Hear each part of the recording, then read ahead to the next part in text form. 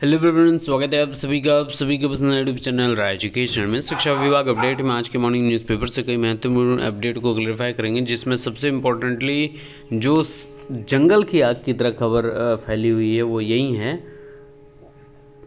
कि 30 तारीख को नहीं मिलेगा नियुक्ति पत्र। इसके पीछे रीज़न ये है कि हाईकोर्ट की रोक है, उत्तर कुंजी मामला है और कहीं ना कहीं ये बड़ी अपडेट हो सकती है। शासन ने बीएसए को किया निलंबित, कौन से जिले के बीएसए हैं और क्या क्या भ्रष्टाचारिता का उनके ऊपर प्रश्न चिन्ह लगा हुआ था वो जानेंगे।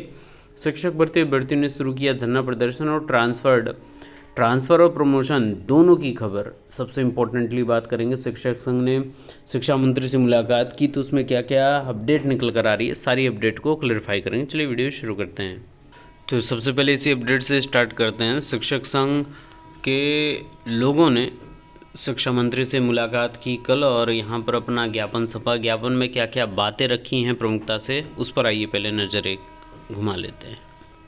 तो ये है राष्ट्रीय शैक्षिक महासंघ उत्तर प्रदेश और प्राथमिक संवर्ग, इनके द्वारा माननीय बेसिक शिक्षा राज्य मंत्री स्वतंत्र प्रभार डॉक्टर सतीश चंद्र द्विवेदी जी को ज्ञापन दिया गया, जिसमें विषय है ज्ञापन में कि अंतर जनपदीय स्थानांतरण 2019 बीच में आकांक्षी जनपदों को सम्मिलित कर अंतर जनपदीय स्थानांतरण की द्वितीय सूची जारी करने के संबंध में है।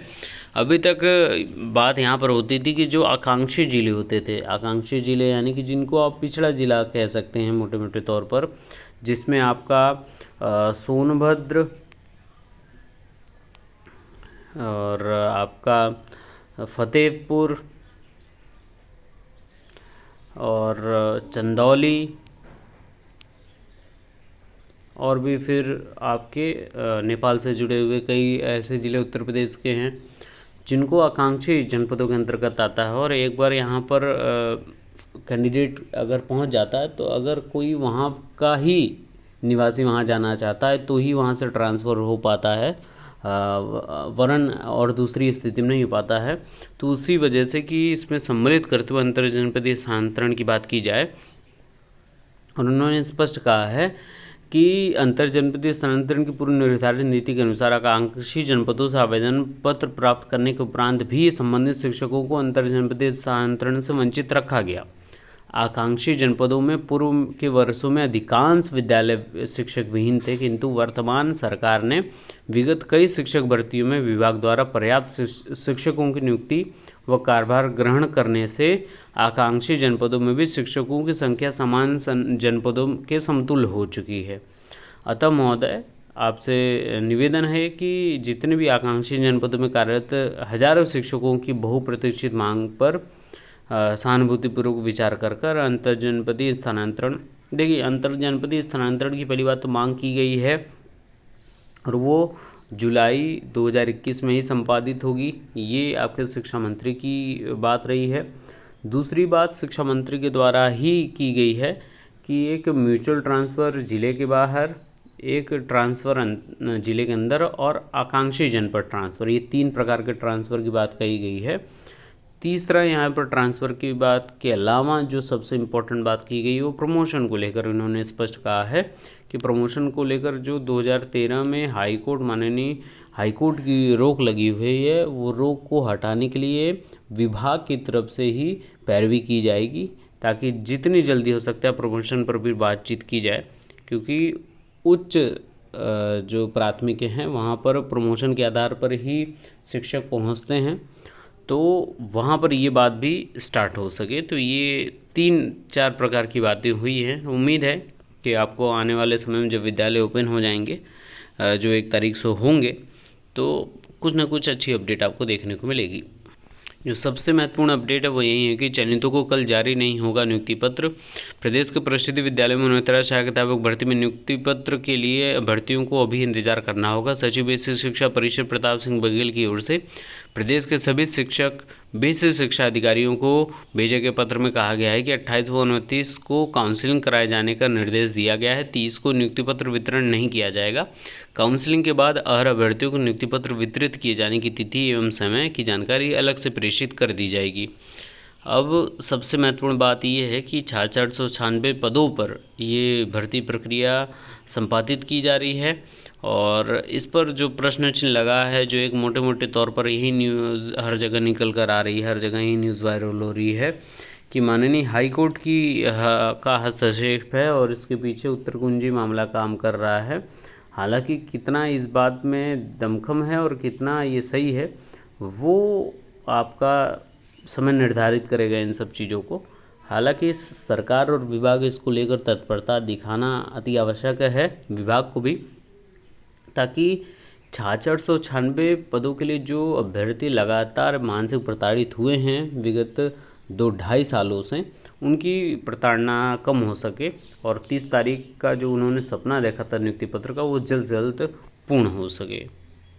सबसे महत्वपूर्ण न्यूज़, शासन ने बीएसए को किया निलंबित, छात्रवृत्ति में गबन, अध्यापकों के स्थानांतरण सहित कई गंभीर आरोप। ये गाजीपुर के बीएसए हैं। छात्रवृत्ति गबन, शिक्षकों के स्थानांतरण और समायोजन सहित कई अनियमितताओं के आरोप में विशेष सचिव आरवी सिंह ने सोमवार को देर शाम बीएसए श्रवण कुमार गुप्ता को निलंबित कर दिया। साथ ही आजमगढ़ मंडल के संयुक्त शिक्षा निदेशक को मामले की जाँच भी सौंप दी है।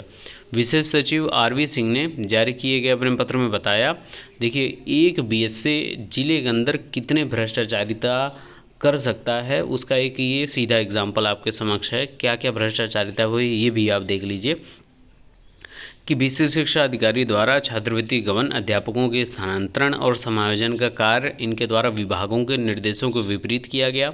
साथ ही शिक्षकों के सीसीएल सिक्योरिटी में मनमाने ढंग से कार्य करने और शिक्षा कल्प योजना को प्रभावित करने के अलावा ब्लॉक स्तरीय प्रशिक्षण के दौरान सूक्ष्म जो जलपान है उस पर खर्च करने वाली धनराशि में अनियमितता करना, गैर संस्थान का कार्यक्रम संचालन करने और कस्तूरबा गांधी आवासीय बालिका विद्यालय में छात्राओं की कम उपस्थिति के अभिलेख में छेड़छाड़ कर फर्जी भुगतान किया गया, संविदा कर्मियों के अनुपस्थित रहने के बावजूद भुगतान करना और शिक्षकों को बिना ठोस कारण के निलंबित करने जैसे मामलों की जांच के बाद राज्यपाल ने निलंबित करने की स्वीकृति दे दी है।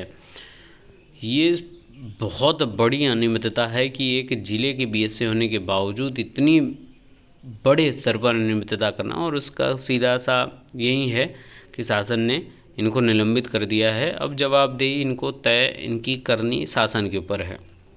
निदेशालय ने रोकी काउंसलिंग, फंसी नियुक्ति। प्रवक्ता के पदों पर 350 चयनितों को आवंटित नहीं किए गए हैं अभी तक कॉलेज। और ये उच्च शिक्षा निदेशालय से जुड़ी खबर, 8 विषय हैं इसमें, जिसमें 350 चयनित अभ्यर्थी हैं और निदेशालय में विभिन्न मांगों को लेकर उच्च निदेशालय को ज्ञापन देने अभ्यर्थी भी पहुंचे हैं। तो हर विभाग में यही अपडेट आपकी देखने को मिल रही है। शिक्षक भर्ती अभ्यर्थियों ने किया धरना। प्रदेश में टेट और सीटेट उत्तीर्ण अभ्यर्थियों ने बेसिक शिक्षा परिषद में नई शिक्षक भर्ती निकालने की मांग को लेकर सोमवार को निशांतगंज स्थित बेसिक शिक्षा निदेशालय पर धरना शुरू किया। अभ्यर्थियों ने सरकार से परिषदीय विद्यालयों में करीब 80,000 शिक्षकों की भर्ती निकालने की मांग की। वहीं 68,500 सहायक अध्यापक भर्ती के दिव्यांग अभ्यर्थियों ने क्षैतिज आरक्षण के आधार पर दिव्यांगों को नियुक्ति देने की मांग करते हुए धरना शुरू किया।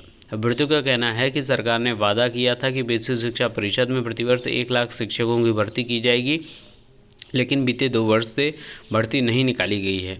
उधर दिव्यांग अभ्यर्थियों का आरोप है कि 68,500 सहायक अध्यापक भर्ती में दिव्यांग अभ्यर्थियों को PWD एक्ट 1995 के अनुसार 3% आरक्षण नहीं दिया गया है। इसके कारण भर्ती में उन्हें 5% भारांक भी नहीं मिला हुआ है।